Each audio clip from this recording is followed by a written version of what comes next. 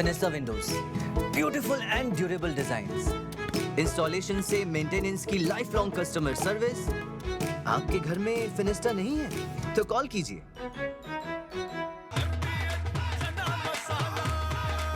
अब छोलिया हो या लोबिया, सफेद चने या काले चने, सब कुछ मजेदार बने।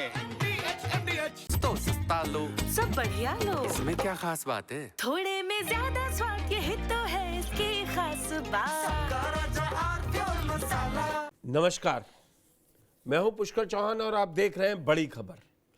बड़ी खबर में आज बात प्राकृतिक आपदा की, त्रासदी की, जो उत्तराखंड में दोपहर 1:45 पर आई और मात्र 34 सेकंड में वो गांव के गांव बहा ले गई। घर, होटल सब उस सैलाब में बह गया। वो दर्दनाक तस्वीरें, रेस्क्यू जारी है। केंद्र से लेकर राज्य सरकारें लगातार एक दूसरे के संपर्क में हैं और सारी हेल्प पहुंचाई जा रही है, लेकिन इस समय दोपहर से वहां बारिश भी बहुत हो रही है।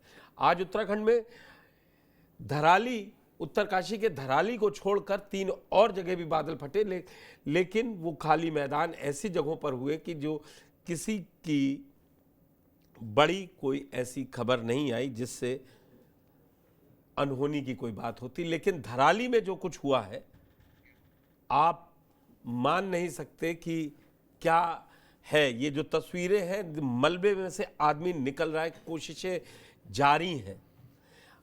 वहाँ पर रेस्क्यू ऑपरेशन के लिए एनडीआरएफ, एसडीआरएफ, आईटीबीपी सभी को लगा दिया गया है। सरकार ने पूरी कोशिश की है, लेकिन प्राकृतिक की इस आपदा पर कोई भी समझ नहीं पा रहा है कि ये क्यों हो रहा है। क्या ये जो मैन मेड कंस्ट्रक्शंस नदियों के किनारे बनने शुरू हुए हैं वो इतना परेशान कर रहे हैं?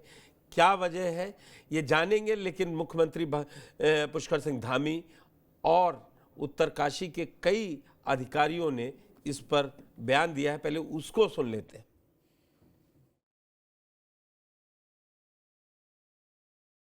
हमारी जो सबसे नज़दीक की एसडीआरएफ की टीम थी वो मौके पे पहुंच गई है। इसके अलावा बाकी की 2 यूनिट्स हैं वो वहाँ पहुंचने वाली है। एसओसी के सुपरविजन में एक कोऑर्डिनेटेड तरीके से रेस्क्यू का वर्क किया जा रहा है। जो आसपास की एनडीआरएफ है, आर्मी है, उनकी टीम्स जो है वो भी रवाना हो रही हैं और मौके पे पहुंच रही हैं। इसके अलावा जो हमारी एसडीआरएफ की बटालियन हेडक्वार्टर में जो एक्सरसाइज इक्विपमेंट्स को जो इस डिजास्टर में काम आ सकते हैं, उनको भी हम लोग एक जियो के सुपरविजन में रवाना कर रहे हैं। और इसमें जहाँ पर भी लग रहा है कि जो भी एजेंसी जो है इसमें हेल्प कर सकती हैं, एसओसी जो है उसको क्लोजली कोऑर्डिनेट कर रहा है। और सारी की सारी एजेंसी जिसमें मैंने आपको बताया, चाहे आर्मी है, चाहे आईटीबीपी है, एनडीआरएफ है, सभी की सभी टीम्स मौके पर पहुंच रही हैं और एक कोऑर्डिनेटेड तरीके से एक रेस्क्यू वर्क किया जा रहा है। देखिए, अभी पता चला है और मौके पे जिलाधिकारी और एसपी जो हैं वो दोनों वहाँ के लिए रवाना हो गए हैं। निश्चित रूप से ऐसा प्रथम दृष्टया देखने से लग रहा है कि जान माल की क्षति के भी आशंका है। जो हमारी एसडीआरएफ है और साथ में एनडीआरएफ की जो है उनको भी टीम को हम लोगों ने रवाना किया है और पहले आकलन हम कर रहे हैं और जैसे ही पता चलेगा कि किस लेवल की क्षति हुई है इस हिसाब से कार्रवाई। तो कैजुअल्टी की कोई सूचना सर अभी तक छिटपुट सूचना आ रही है, लेकिन जब एक बार जिलाधिकारी और एसपी मौके पर पहुंच जाएंगे तो वैसी स्थिति में सबसे आपको क्या लगता है सर, जो फर्स्ट इन्फॉर्मेशन आई को भारी नुकसान हुआ है? मतलब देखने से प्रथम दृष्टया ऐसा लग रहा है कि नुकसान तो हुआ है और उसके बारे में जो भी हम कार्रवाई होगा हम करेंगे। देखिए, ये करीब दिन में 1:30 बजे के आसपास हमारे यहाँ राज्य का जो डिजास्टर कंट्रोल रूम है, यहाँ पर एक सूचना प्राप्त हुई कि जनपद उत्तरकाशी में हर्षिल के पास 3 किलोमीटर आगे एक ऊपर 7 ताल है, वहाँ से एक क्षीर गंगा निकलती है और वहाँ पर काफ़ी बड़ी संख्या में मलबा के साथ तेज पानी का बहाव आया। इससे ये धराली मार्केट की एरिया को इसने बुरी तरह से हिट किया और जो अभी ताज़ा जानकारी के मुताबिक प्रॉपर्टीज़ का तो काफ़ी डैमेज हुआ ही है और अभी कैजुअलिटीज़ के बारे में कुछ बता पाना अभी संभव नहीं है। मौके पर हमारी आर्मी की टीम जो हर्षिल में रहती है वो पहुंच गई है। साथ ही साथ डिस्ट्रिक्ट मजिस्ट्रेट एसएसपी भी पहुंचने वाले हैं। एनडीआरएफ, एसडीआरएफ और ये भी टीम वहां पर मूव की जा चुकी है। पहली प्राथमिकता तो लोगों का रेस्क्यू करना है। इसके लिए हेल्थ विभाग की पूरी टीम, साथ ही साथ फूड डिपार्टमेंट, इन सभी को एक्टिवेट किया गया है। टेम्परेरी शेल्टर्स कहाँ लोगों को रखना है, क्योंकि डैमेज है तो वहाँ के लोगों को इवैक्यूएट करके वहाँ पर सुरक्षित रखना भी होगा। इन सारी चीज़ों के प्रबंध किए जा रहे हैं और जैसे ही कोई अपडेटेड सूचना मिलती है आपको लोगों को तुरंत। बादल फटने की अभी सूचना आई है और बहुत तेज गति से मलबा आया है पानी के साथ। हमारा प्रयास है कि इस समय में सभी को जल्दी से जल्दी राहत के काम किए जाएं, बचाव के कार्य किए जाएं। जिला प्रशासन के लोग वहां पहुंच रहे हैं, साथ में हमारी सेना के लोग, एनडीआरएफ, एसडीआरएफ, आपदा प्रबंधन विभाग लगातार कोशिश कर रहा है कि हमारी सर्वोच्च प्राथमिकता है कि सभी को इस समय राहत की जाए, सभी को बचाया जाए और हर तो इस आपदा पर अभी सबसे पहली जरूरत है वहां पर जो लोग फंसे हैं उनको रेस्क्यू किया जाए और मदद पहुंचाई जाए। मेरे साथ मौजूद है स्टूडियो में executive editor TV nine Pankaj Kumar ji और देहरादून से मेरे साथ जुड़ रहे हैं भूगर्भ विशेषज्ञ डॉक्टर राजेश पॉल। पंकज जी, सबसे पहले आपसे समझेंगे जो ये घटना है इस पे रेस्क्यू ऑपरेशन चल रहा है, वहाँ बारिश हो रही है अभी, इसीलिए हम वहाँ से संवाददाता नहीं जोड़ पा रहे हैं क्योंकि कोई कनेक्टिविटी बहुत ज़्यादा हर्षिल या उत्तरकाशी में रह नहीं गई। एक पार्ट है रेस्क्यू का और लोगों को राहत पहुंचाने के लिए जो दोनों, दूसरी क्या वजह आपको नजर आ रही है? एक प्राकृतिक घटना है लेकिन क्या लग रहा है ये लगातार 2013 का वो हम लोग 15, 16, 17 मई की रात भूल नहीं पाए, कितनी दर्दनाक थी। उससे पहले अभी पिछले साल भी एक छोटी सी घटना हुई। बादल फटने के सबसे ज़्यादा किस्से उत्तराखंड और हिमाचल से आते हैं। नहीं, देखिए, पहाड़ी इलाका है, इसमें कोई शक नहीं है। और सबसे बड़ी बात जो भयावह तस्वीर हम लोग देख रहे हैं कि 34 सेकेंड में किस तरीके से मलबे के साथ इस तरीके से पानी बहता हुआ आया है और सब कुछ बह गया है। देखने में ही इतना डर लग रहा है तो समझ लीजिए वहाँ जो लोग होंगे उनको संभलने का भी मौका नहीं मिला। और जिस तरीके से कहा जा रहा है कि 5 लोग मर गए हैं और लापता की गिनती पुख्ता तौर पर है नहीं, लेकिन कहा यह जा रहा है कि 50-60 लोग लापता हैं, 20 को रेस्क्यू किया गया है। लेकिन सबसे बड़ी बात यह है कि इसका जो लोकेशन है वो हमें देखना बहुत इम्पॉर्टेंट होगा। दरअसल हर्षिल से आगे है ये और गंगोत्री से पहले, हाँ, गंगोत्री से पहले है। बीच का ये बड़ा ही इम्पोर्टेंट लोकेशन है और यहाँ पर टूरिस्ट बहुत आते जाते हैं। चूंकि 4 धाम यात्रा को ये कनेक्ट करता है, एक ऐसा लोकेशन है, तो लोग यहाँ माँ गंगा का मायका भी इसको बोलते हैं और मायके भी बोला जाता है माँ गंगा का। तो आप समझ लीजिए कि ये हर तरीके से बहुत इम्पॉर्टेंट जगह हो जाता है। अब कितने सारे टूरिस्ट वहाँ पर थे, इसका लेखा जोखा तो बाद में ही आएगा। लेकिन ये प्राकृतिक आपदा है और प्राकृतिक आपदाओं की वजह बहुत ज़्यादा हो सकती हैं। कहा यह जाता है कि पहाड़ को जिस तरीके से इंसान ने छेड़ा है, जितने कंस्ट्रक्शंस हुए हैं वो क्या सही तरीके से हुए हैं और उसकी वजह से हम बहुत सारा डिजास्टर देखते हैं। लेकिन देखिए पुष्कर, एक बड़ी बात यह है कि हम डेवलपमेंट भी करते हैं, हम वैसी जगहों पर जाते हैं क्योंकि लोग 4 धाम की यात्रा करना चाहते हैं।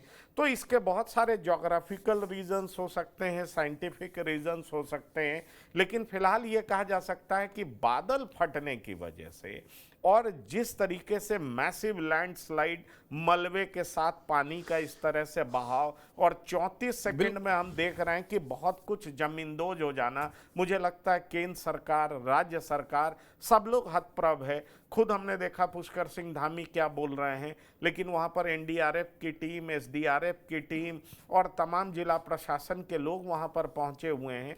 पर एक जो बड़ी वजह अभी सबसे ज़्यादा सामने आ रही है वो ये है कि कितने लोगों को प्रशासन बचा पाती है? ये एक सबसे पहला कंसर्न है। उसके बाद बहुत तरह की बातों को सोचा जा सकता है। हम लोग ये पढ़ते हैं कि अगर इस तरह की आपदा होती है तो उसकी बड़ी वजह क्या होती है। मुझे लगता है कि जो एक्सपर्ट बैठे हैं वो बेहतर तरीके से इसको मैं डॉक्टर समझा पाल के पास पाएंगे। जाऊंगा।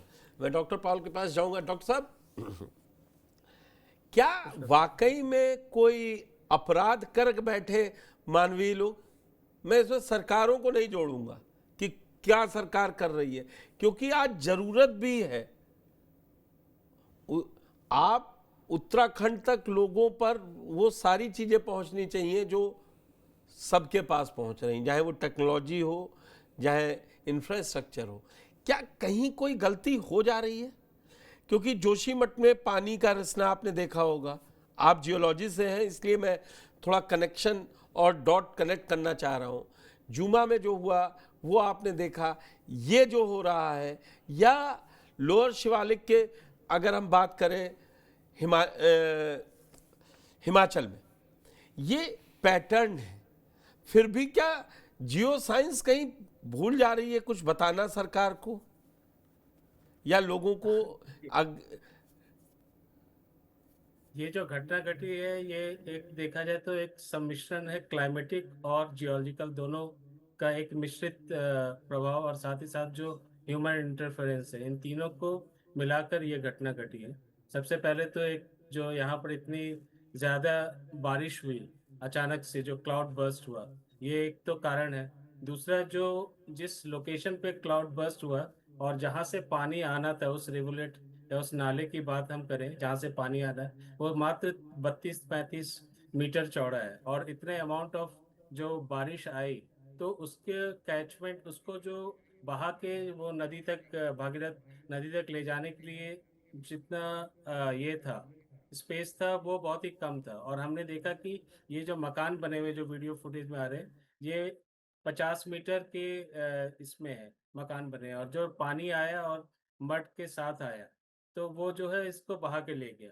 और जियोलॉजिकली अगर हम देखें तो हिमालय के बारे में हम जानते हैं कि यंग माउंटेन है, और जैसा आपने बताया कि लोअर शिवालिक और मिडिल शिवालिक का पार्ट है, तो यहाँ पर जो यंग माउंटेन्स एक तो स्ट्रक्चरली बहुत ही वीक होते हैं, साथ ही साथ यहाँ पर जो सॉइल और रॉक जो है वो काफ़ी वल्नरेबल होते हैं। और अचानक से जो बारिश का प्रहार हुआ उस पर इतने आए तो वो सारा बहकर मलबा जो है, जो मड फ्लो के रूप में हमें दिख रहा है, वो हो गया। राजेश जी, तो जियोलॉजी मतलब स्टडीज से तो पॉसिबल है कि हम वल्नरेबल जोन को मार्क कर सकते हैं, लेकिन यहाँ पर कितनी स्टडी पास में भी मुझे नहीं जानकारी है इसके बारे में।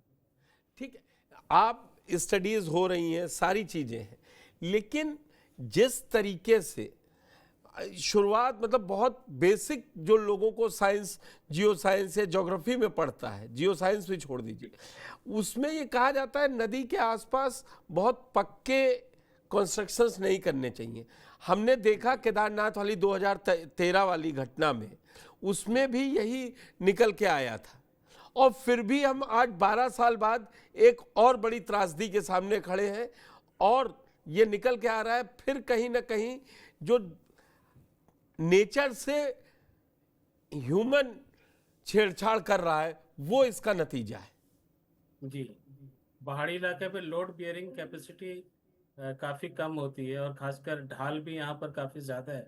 और जब कटाव होता है तो पेड़ की जो जड़ जो मिट्टी को पकड़ी है वो भी हट जाती है। तो ओवरऑल जो है इस एरिया में unless and until restructuring proper हो तो कंस्ट्रक्शन जो है काफ़ी रिस्की हो जाता है। हम ऐसा नहीं कहते हैं कि जहाँ पर कच्ची मिट्टी है वहाँ पर कंस्ट्रक्शन नहीं हो सकता। जैसे दुबई में भी अगर बालुई मिट्टी है फिर भी वहाँ पर लंबी लंबी इमारतें बनती हैं। या आप देखेंगे कि आजकल ऐसी टेक्नोलॉजी हो गई कि बहुत ही मुलायम इसमें सुरंग बन जाती है। तो टेक्नोलॉजी तो है, बट उस टेक्नोलॉजी को कितना हमने इम्प्लीमेंट किया है कंस्ट्रक्शन करते समय, वो सबसे इम्पोर्टेंट है। तो अगर हम प्रॉपर इम्प्लीमेंट नहीं करेंगे तो इस तरह की घटना देखने को मिलेगी। पंकज जी, आपसे भी समझेंगे, एक पर्यावरण को लेकर हम लोग जब कोई घटना घटती है तो बहुत बड़ी बड़ी बातें कर लेते हैं, लेकिन अगर नॉर्मल उसमें बैठे और कोई ग्लोबल वार्मिंग के लिए बोले, कोई सुनने को तैयार नहीं है। गंगोत्री के ऊपर ग्लेशियर्स है, ये सबको पता है, और आपने जो अपना ओपनिंग कमेंट दिया उसमें यही बताया कि वो पूजा पाठ के हिसाब से भी वो रीजन कितना महत्वपूर्ण है, टूरिस्ट जा रहे हैं, तो ये कुछ ना कुछ हम लोग को बैरियर लगाना होगा कि ऐसे नहीं पहुंच गए जाए खुश हो जाते हैं कि अब कि यहाँ पर 1.5 लाख आदमी पूरे 4 महीने में पहुंच गया। ठीक है, उससे पैसा आ रहा है, जनरेट हो रहा है, लेकिन जो इस रेस्क्यू में और जो अब राहत कार्य में पैसा खर्च हो रहा है वो पिछले 10 या 12 साल का कोई मेल होगा नहीं। तो ये सरकारों को, कोई भी सरकारों में, कोई मौजूदा सरकार या पिछली सरकार या आने वाली सरकार ने एक बनना पड़ेगा, कोई मैकेनिज्म बनाना पड़ेगा उत्तराखंड के लिए। देखिए पुष्कर, एक बात आपको बता दूं कि डेवलपमेंट के साइड इफेक्ट्स भी होते हैं, इस बात को आप समझिए। और जहां भी डेवलपमेंट हुआ है तो उसके साइड इफेक्ट्स हमने देखे भी हैं। सवाल ये है कि संतुलन अब कैसे बिठाया जाए, क्योंकि आप देखिए बहुत सारा डेवलप्ड कंट्रीज है, उसके बारे में कहा जाता है कि ग्रीन हाउस इफेक्ट उनकी वजह से सबसे ज्यादा होता है, क्योंकि जो उस तरह के गैसेस हैं जो ग्लोबल वार्मिंग करती हैं उसका सबसे ज्यादा उत्सर्जन वही लोग करते हैं। लेकिन क्या है, वो डेवलप्ड कहलाते हैं क्योंकि उनका इकोनॉमी डेवलप्ड है। सवाल यह है कि यहाँ पर पहाड़ों में जिस तरह का कंस्ट्रक्शन हुआ है, क्या जियोलॉजिकली ये सही था? ये तो मुझे लगता है एक्सपर्ट्स इस पे ज़्यादा बता पाएंगे। लेकिन यहाँ पर डिजास्टर हुआ है, फिलहाल इतने लोग लापता हैं और 5 लोगों के मारे जाने की खबर है। वो बेचारे गुजर गए, वो इस त्रासदी में सबसे बड़े सफरर हैं। अब सवाल ये उठता है कि इस जगह पर जो धराली जिसको बोलते हैं, जो कि हरसिल और गंगोत्री के बीच में है, और ये इतना इंपॉर्टेंट इसलिए भी हो जाता है क्योंकि चारों धाम के बीच का एक ये इंपॉर्टेंट लोकेशन है। अब सवाल, अभी सबसे बड़ा सवाल यह है कि यहाँ पर इतने होटल्स थे और बहुत होम स्टे का इंतजाम था। अगर आप गांव की आबादी देखें तो गांव की आबादी नहीं है, बहुत ज्यादा नहीं है। लेकिन आप यहाँ पर हर्षिल, आप सही कह रहे हैं पंकज जी, नया टूरिस्ट स्पॉट बनता गया, नया टूरिस्ट स्पॉट था हर्षिल। अब लोग वीडियो रील, बिल्कुल अभी आप देखें जितने तरह के बिल्डिंग्स दिखाई पड़ रहे हैं, घर दिखाई पड़ते हैं, वो ये साफ बताता है कि यहाँ 500 लोग तो होंगे नहीं, यहाँ बहुत सारे लोग होंगे। कितने भी हो सकते हैं, कितने भी हो सकते हैं, क्योंकि लोग वहां पर जाते हैं। बड़ा सवाल यह है कि इस तरह की अब घटनाएं घट रही हैं, खास तौर पर उत्तर काशी में। और आपने बहुत सही कहा कि हमने जोशी मठ में भी देखा कि इस तरह की बात हुई, 2013 में भी हमने देखा उस तरह की त्रासदी आई। क्या त्रासदी की वजह यह है कि हम जिस तरह का डेवलपमेंट कर रहे हैं वो कहीं ना कहीं नेचर को प्रभावित कर रहा है? क्या हम नेचर के मन और मिजाज को पढ़ नहीं पा रहे हैं? क्या हमें जिस तरह का कंस्ट्रक्शन करना चाहिए वो हम कर नहीं पा रहे हैं? अभी राजेश जी ने बताया कि दुबई में भी हम इस तरह का कंस्ट्रक्शन, बालुई मिट्टी है, लेकिन हम अलग तरह के टेक्नोलॉजी का प्रयोग करते हैं और वहां पर हमारी इमारतें बहुत मजबूत होती हैं क्योंकि टेक्नोलॉजी उस तरह का है। ये एक सवाल है। मुझे लगता है आज आपदा है, आज विपदा है, आज त्रासदी है, लोग रेस्क्यू में लगे होंगे और निश्चित तौर पर ये तीसरी बड़ी घटना है, अगर आप कहें तो तीसरी बड़ी घटना है और एक पूरे शहर को कह दीजिए तो जमींदोज कर चुका है ये घटना।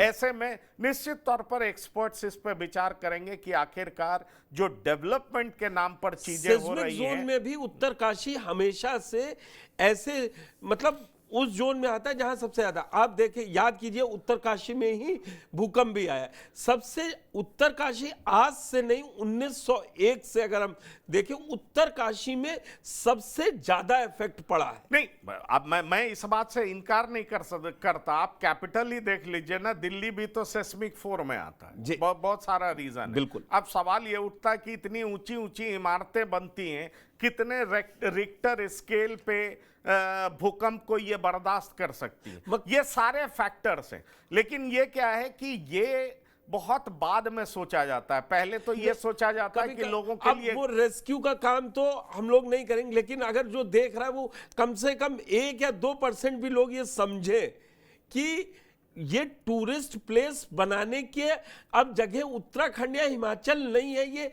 हर किसी को समझना होगा। जो हर्षिल को मेरे देखते देखते 5-7 सालों में लोग कहाँ जाएंगे, हर्षिल जाएंगे, वहां पे बर्फबारी बहुत बढ़िया होती है।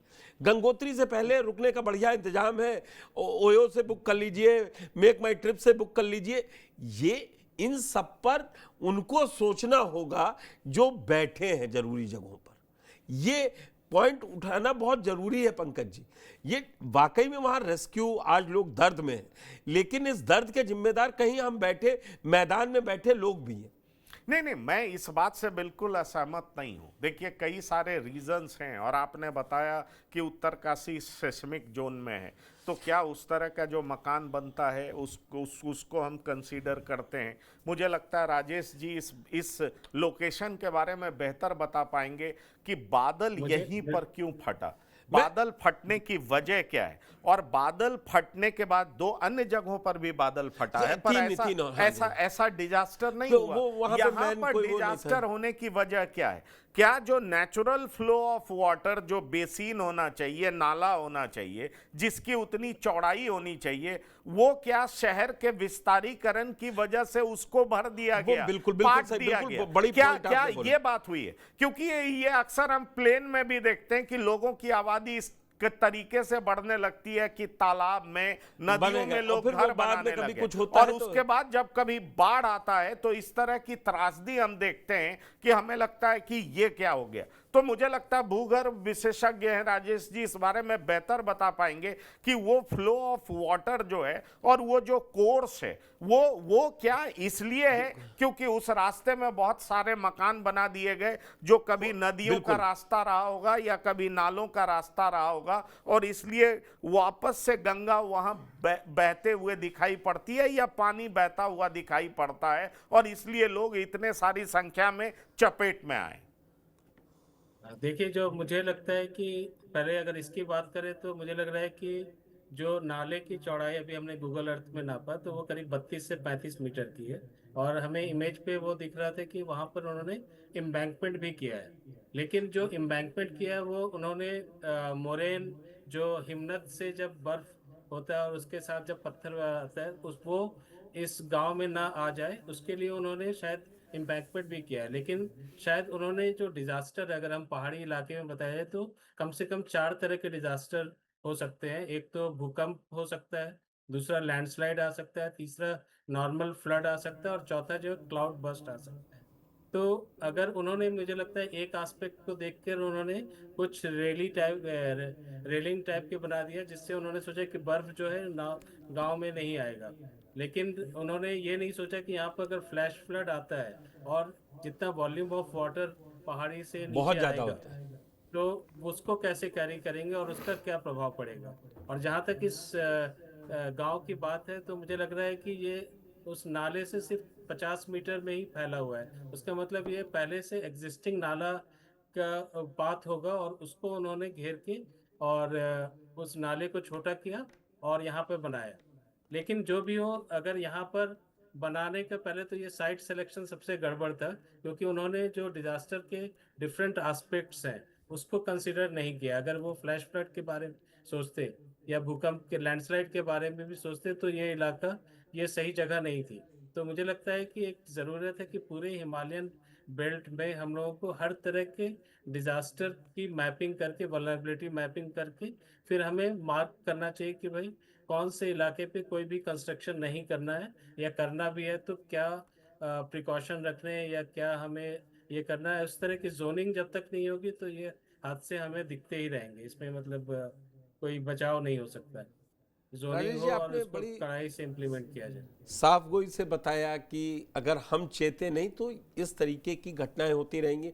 अब लेकिन जो एक बात आपने कंपेयर की थी, बलुई जो दुबई में है, वहाँ की मिट्टी भी बलुई है और वहाँ कंस्ट्रक्शन हो रहे हैं, इतने बड़े बड़े हो रहे हैं। लेकिन फिर पहाड़ों में जो प्लेट्स हैं, टेक्टोनिक प्लेट्स हैं, उसका भी बड़ा रोल हो जाता है ना जी। और शायद इसी को ढाल बनाकर इतना कंस्ट्रक्शन शुरू किया गया। अब कुछ लोग कहते हैं एस्बेस्टस रॉक्स है, उनका इस्तेमाल कीजिए, वो ज़्यादा नुकसान नहीं पहुंचाएंगे। लेकिन ये ऐसी जगहों पर है जो यंग माउंटेन्स वाली बात आपने कही कि हिमालयन सबसे यंग माउंटेन्स, और यंग माउंटेन्स जो भी रहेंगे वो सबसे वीक रहेंगे। तो ये बेसिक जो स्टूडेंट्स को पढ़ाया जाता है ज्योग्राफी है, सरकारों को जब ये पास करते हैं बड़े बड़े रोड कंस्ट्रक्शंस, तो ये समझ में नहीं आता है क्या? मल्टी हजार्ड मैपिंग तो करना ही पड़ेगा। आप सिर्फ एक दिशा में देखेंगे कि बस पानी और ये एक एस्पेक्ट नहीं है, सारे एस्पेक्ट करके हमें मल्टी हजार्ड जोनिंग करके जोन रिस्क फ्री जोन को आइडेंटिफाई करना पड़ेगा, अदरवाइज बहुत मुश्किल है। और कंस्ट्रक्शन इतना हेवी तो होना ही नहीं चाहिए।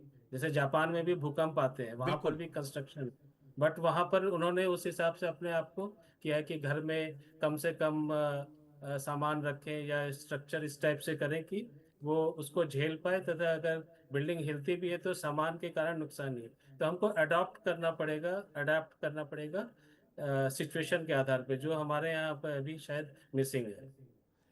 अपने यहाँ जो मिसिंग है, आज जो ये त्रासदी आई है, अब उसका मलबा NH58 बद्रीनाथ के जाने वाले रास्ते तक पहुंच चुका है पंकज जी, और वहां पर पूरा कर दिया है। केदारनाथ हम देख चुके हैं, बद्रीनाथ में भी हाल कमोबेश, अब वहाँ पर अभी ऐसा नहीं है, लेकिन वहाँ भी बहुत ज़्यादा कंस्ट्रक्शंस बनते जा रहे हैं। होटल सब लोगों को सुविधा देने के नाम पर इतना ज़्यादा कि वहाँ भी AC होटल आपको मिल जाएंगे, जबकि बद्रीनाथ केदारनाथ में आपको ज़रूरत ही नहीं है, किसी भी मौसम में चले जाइए। लेकिन वो आराम के नाम पर जो ये हो रहा है वो शायद ज़्यादा परेशान कर रहा है। नहीं, बिल्कुल, मैंने आपको इसीलिए बताया ना पुष्कर कि डेवलपमेंट के साइड इफ़ेक्ट्स भी होते हैं, और हमें सबसे पहले ये देखना पड़ेगा कि इन इलाकों में जहाँ यंग माउंटेन्स हैं और ये प्लेस जो सबसे ज़्यादा वल्नरेबल है, यहाँ का सॉइल कैसा है, किस तरह की इमारत बना सकते हैं। क्या जब हम इमारत बनाते हैं तो उसकी मैपिंग करते हैं? क्या हमें ये पता होता है कि हम डिजास्टर जोन में हैं? क्या हमने उसको एक्सक्लूड किया है क्या हमने उसको कंसीडर किया है क्या? और उस कंसीडरेशन के हिसाब से हमने होटल्स या इमारत बनाया है क्या? तो मुझे लगता है ये सारे फैक्टर्स को अब बहुत ज़्यादा ध्यान देना पड़ेगा, क्योंकि डेवलपमेंट के हिसाब से हम बहुत कुछ बना तो लेंगे, लेकिन अगर हम बहुत कुछ बनाते हैं और नेचर के साथ छेड़छाड़ करते हैं तो निश्चित तौर पर डिजास्टर बड़े रूप में दिखाई पड़ेगा। आज की जो घटना है वो हृदय विदारक है, राज्य सरकार के लिए भी बहुत बड़ी चुनौती है। केंद्र सरकार की तरफ से भी आप देख लीजिए, प्रधानमंत्री मोदी ने मुख्यमंत्री से बात की है, गृह मंत्री ने मुख्यमंत्री से बात की है, NDRF सारे सांसदों के, लोकसभा और राज्यसभा सारे सांसदों, पार्लियामेंट चल रही है, आपने देखा ही है। और अब ये भी आपने देखा है NDRF SDRF सबकी टीम वहां पर मौजूद है। सेना ने रेस्क्यू ऑपरेशन शुरू किया है। खबरें ये आ रही हैं 20 लोगों को बचाया जा सका है, लेकिन बड़ा सवाल ये है कि इतनी इमारतें जब जमींदोज होती हैं तो उसमें कितने लोग मौजूद थे, कितने लोगों की जान बच पाई है, कितने लोग बह गए हैं, कितने लोग मलबे के भीतर दबे हुए हैं, क्योंकि पानी सिर्फ अकेला नहीं आया, पानी मलबे के साथ और 34 सेकंड में ये सारी घटना घटी। मुझे लगता है ये इस तरह की त्रासदी और आपदा है जिसको देख करके विजुअल हम देखते हैं तो हमें डर लगता है। और उस बीच में भारी बारिश हो रही है, रेस्क्यू ऑपरेशन में अभी भी बारिश हो रही, तो रेस्क्यू ऑपरेशन में भी बहुत तरह की दिक्कतें आ रही हैं। ऐसे में कितने लोगों को बचाया जा सकेगा, ये बहुत महत्वपूर्ण है। और मुझे लगता है सबसे बड़ी चुनौती, और जो टेरेन है वहां पे इतनी जल्दी आप मदद पहुंचा भी नहीं बिल्कुल सकते। और आप देख लीजिए हेलीपैड तक प्रभावित हुआ है, वो वहां पर जो हरसिल में हेलीपैड है वो भी प्रभावित हुआ है, जो मिलिट्री का बेस है वो भी बिल्कुल 2 किलोमीटर दूर था, बिल्कुल वो भी प्रभावित हुआ। तो इतने सारे इलाके, इतने सारे इंपॉर्टेंट लोकेशंस जो हर तरीके से इंपॉर्टेंट हैं, अगर वहां पर इस तरह की वारदात हुई है तो आप समझ सकते हैं कि कितने लोग प्रभावित हुए हैं। कैजुअलिटी के नाम पर अभी भले ही बहुत कम संख्या आ रहा हो, लेकिन प्रभावित बहुत सारे लोग हुए हैं, ये साफ दिखाई पड़ रहा है। मुझे लगता है अगले 24 घंटे में बहुत कुछ सामने आएगा।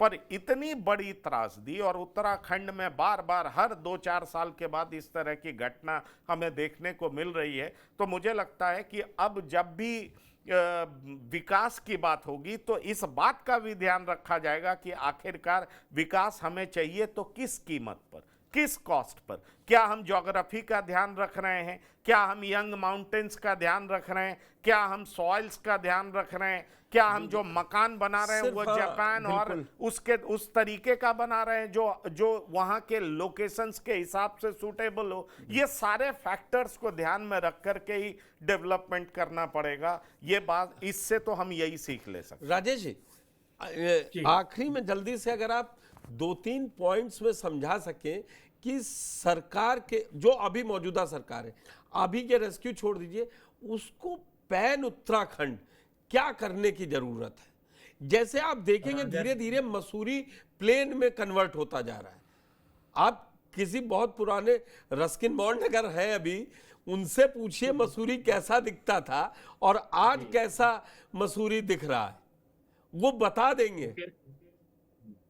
मेरी जो समझ है कि मेरे हिसाब से मल्टी हजार्ड मैपिंग जब तक हम नहीं करेंगे, हम सिर्फ एक एस्पेक्ट को लेकर डेवलपमेंट नहीं कर सकते। हमें देखना है कि किसी भी पॉइंट पे या किसी भी लोकेशन पे जहां हम डेवलपमेंट करना चाहते हैं, वहां पर किस किस तरह का रिस्क हो सकता है, उसकी जब तक मैपिंग नहीं करेंगे और जब तक हमको क्लियरली पता नहीं होगा कि कौन कौन से क्षेत्र जो है रिस्क फ्री जोन है, सिर्फ वहीं पर हमें कंस्ट्रक्शन की आबादी ये देना होगा। जैसे कि हमने दो, मेरे पास ये है, एक आपको जो नेशनल हाईवे 1 की स्टडी हम लोगों ने की थी, तो वहाँ पर जगह जगह सड़कें अभी हट गई थी क्योंकि जो रिवर बेसिन है उससे जो पानी बारिश के समय आता है उसका एक पॉइंट पे जितना प्रेशर हो जाता है कि उसको सड़क झेल नहीं पाई और जगह जगह पे सड़कें उखड़ गई थी। आज से 7-8 साल पहले हमने ये स्टडी की थी।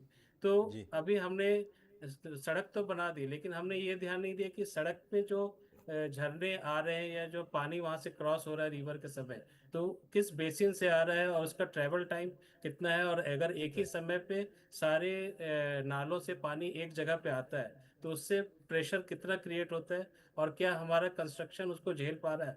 तो ये एक एस्पेक्ट है।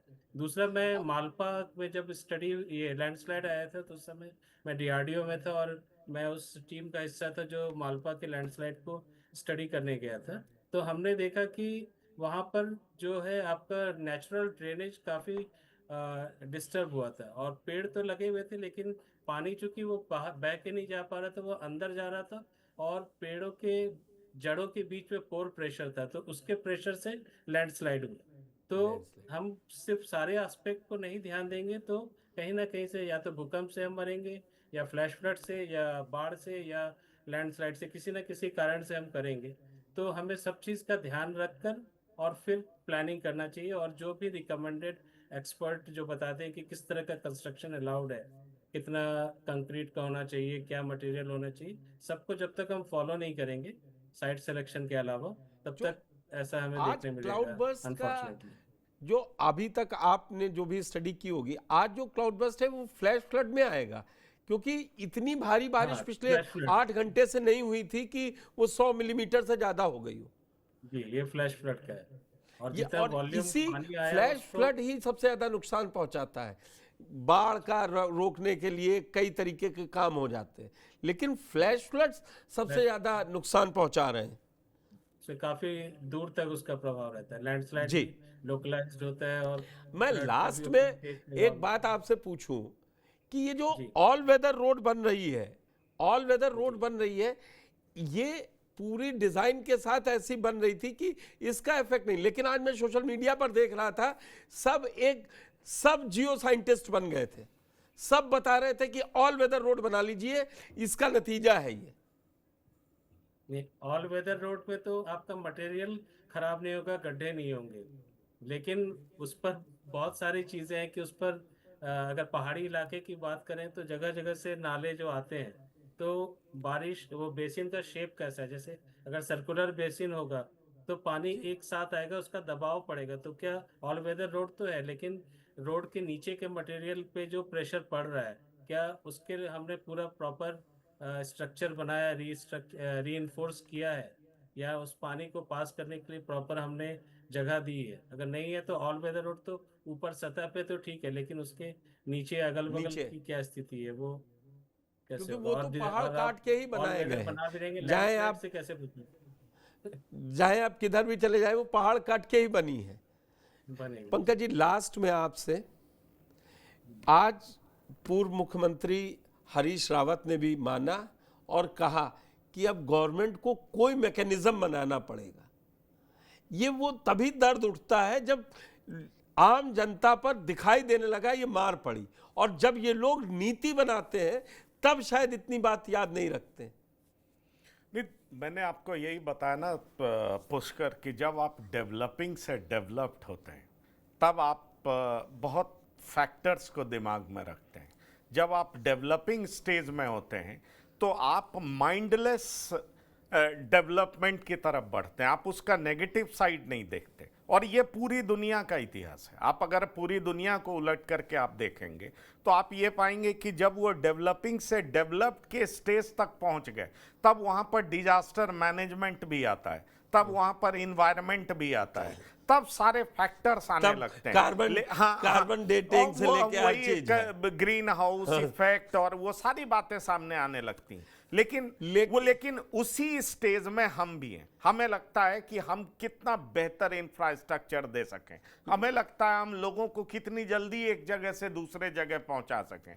हमें दिखाई पड़ता है हमने पहाड़ों में कितने किलोमीटर्स की सड़कें बना दी। शायद हम इस प्रयास में ये भूल जाते हैं कि इस इलाके में किस तरह की सड़कें होनी चाहिए, कितना डेवलपमेंट होना चाहिए, कहां पर आबादी बसनी चाहिए, वो किस तरह का जोन है, क्या हमने सारे फैक्टर्स को मैप किया है। अगर हम उस फैक्टर्स को मैप नहीं करते हैं तो हम रोड्स बना देते हैं, होटल बना देते हैं, और फिर एक ऐसा समय आता है जब हमें इस बारे में सोचना पड़ता है। मुझे लगता है आवाज उठने लगी है, मुझे लगता है लोग बोलने लगे हैं, और इस तरह की बातें जब सामने आ रही है, और हमने आपको बताया कि दुनिया का इतिहास भी यही कहता है, तो मुझे लगता है पहाड़ों पर जिस तरीके का निर्माण हो रहा है, अब निश्चित तौर पर निर्माण को लेकर के लोग जरूर सोचेंगे कि किस तरह के इलाके में हम कंस्ट्रक्शन कर रहे हैं, और तमाम चीजों की मैपिंग जरूर करेंगे, और तभी कंस्ट्रक्शन करेंगे। नहीं तो ये कंस्ट्रक्शन अगर इसी तरीके से करते रहे तो निश्चित तौर पर कहा जा सकता है कि वो हमारे लिए, हमारे लोगों के लिए बिल्कुल अच्छा नहीं। वो दिल्ली से कहते हैं ना कि हिमाचल भी पास है, उत्तराखंड भी पास है, रोड बन गई है, आप 3 घंटे में पहुंच जाइए, आप 4 घंटे में पहुंच जाइए। लेकिन कोविड के समय में हमको पूरी दुनिया को, केवल भारत को नहीं, पूरी दुनिया को बताया कि नेचर जब अपना बदला लेती है तो बहुत बुरा लेती है। सब बंद हो गया था और फिर भी जिंदगी चली। लेकिन इसी तरीके का क्या कोई टाइट स्टेप लेना पड़ेगा। लॉकडाउन हुआ ना, जिंदगी तो चली, बीमारी थी, लॉकडाउन, क्या कोई बड़ा स्टेप उठाने की जरूरत है जो कि नहीं 1 लाख लोग जाएंगे बद्रीनाथ, 1 लाख केदारनाथ जाएंगे, इससे ज्यादा लोग नहीं जाएंगे। आप अपना पहले से रजिस्ट्रेशन कराइए, जो करवाना है करवाइए। लोकलाइट्स के लिए जितनी जगह है उतनी ही है। नहीं, मुझे लगता है इस बात पर भी जरूर सरकार सोचेगी। आने वाले समय में ये सारा चीज भी डिसाइड किया जाएगा। आप देखिए, लोग वैष्णो देवी भी जाते हैं ना, तो रजिस्ट्रेशन होता है कि कितने लोग मंदिर जा सकते हैं। बिल्कुल, कई बार बहुत ज्यादा भीड़ बढ़ जाती है नवरात्रों के समय में, फिर भी एक लिमिटेशन होता है, आप रजिस्ट्रेशन कराते हैं और तब जाते हैं। मुझे लगता है ये भी जितने होली प्लेसेस हैं, जो इतने इंपॉर्टेंट जगह हैं, वहां पर जितनी संख्या में लोग जा रहे हैं, कितने लोग जा सकते हैं, कितने लोगों के रहने के लिए व्यवस्था हो सकती है, कहां तक, और बिल्कुल कहां तक संभव है, ये निश्चित तौर पर तय तो करना ही पड़ेगा। नहीं तो अगर इस तरीके से आबादी पहुंचेगी, होटल्स बनेंगे, इस तरीके से निर्माण होगा, तो उसका रिजल्ट जो सामने दिखाई दे रहा है वो बहुत भयावह है, बहुत डराने वाला है। मैं तो भगवान से यही प्रार्थना कर सकता हूं कि ज्यादा से ज्यादा लोग बच सकें, रेस्क्यू टीम हमारी बहुत ज्यादा कामयाब हो।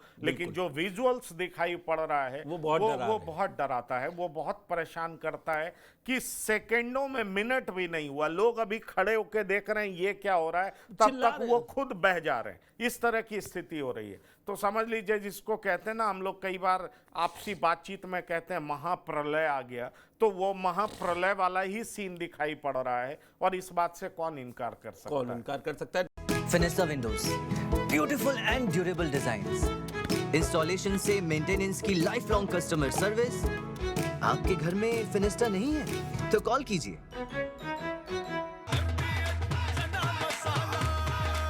अब छोलिया हो या लोबिया, सफेद चने या काले चने, सब कुछ मजेदार बने।